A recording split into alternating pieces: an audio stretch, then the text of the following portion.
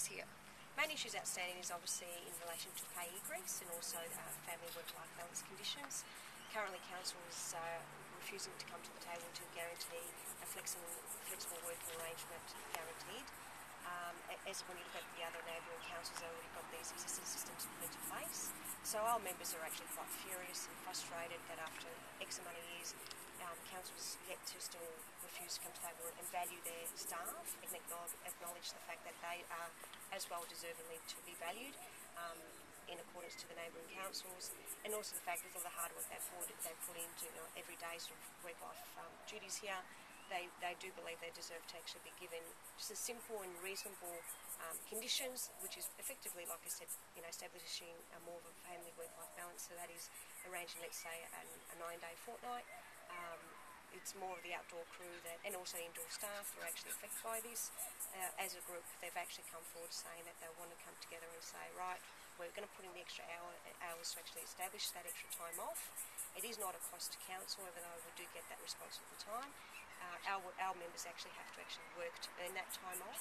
So it comes down to the fact that all they're wanting is to create a more of a reasonable and fair working conditions to them. And how are the workers feeling, given that council are really not open to negotiations?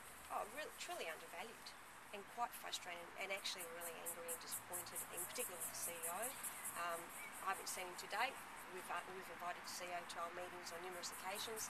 He's refusing to come to the negotiating table. It's really unfortunate, sending out the loud message up to the staff that they're not being valued. And so what, they're just not open to discussion? They've come to the table and they've actually effectively have offered an offer where effectively they're saying that you can have time off, though it is in the form of grace and favour by management. So, there again, it does create an inconsistency, and unfortunately what it means is that you'll get an employee that will get that time off versus to another employee that won't, subject to whether they're favoured or not within the actual workplace. That itself spells out clear, potential discrimination, and also the fact that, they're not, again, acknowledging and respecting their staff, and effectively council is actually losing a lot of good long-term staff to other councils. We've asked for figures. Unfortunately, council is coming back saying it's not an authentic exercise to provide us with those figures when staff are leaving. But we know that the community is actually the ones who are affected by this at the end of the day. I'm a ratepayer. I'm affected by it just as much as anyone else that lives in this community. I know for a fact that we are losing good long-term, hard-working staff to other councils simply because the working conditions are much better. This is fairly extreme action. I mean, there are, hundreds of parks in the area that aren't being tended to. Yeah. At their wits' end, are they? Far from it. We had a 4-hour stop work meeting last Wednesday. We had a massive turnout. Over 100 members rocked up to the 4-hour stop work meeting. They're active. They're asking pretty much when are we going to take further action.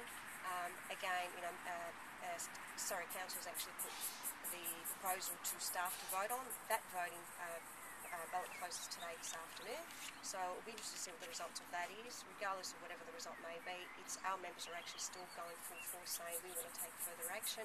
We want to send a message loud and clear to the CEO. We are not happy. We are feeling undervalued, and all we want is simple work-life balance conditions, which other councils have already in place. We want to be treated with respect, and we want to be valued. It's not a harsh demand or a high demand. It's actually quite a reasonable demand, and if anything, I think that it's time that Monash has come to the table and really just start to play a fair game as what other councils have already given to their other staff.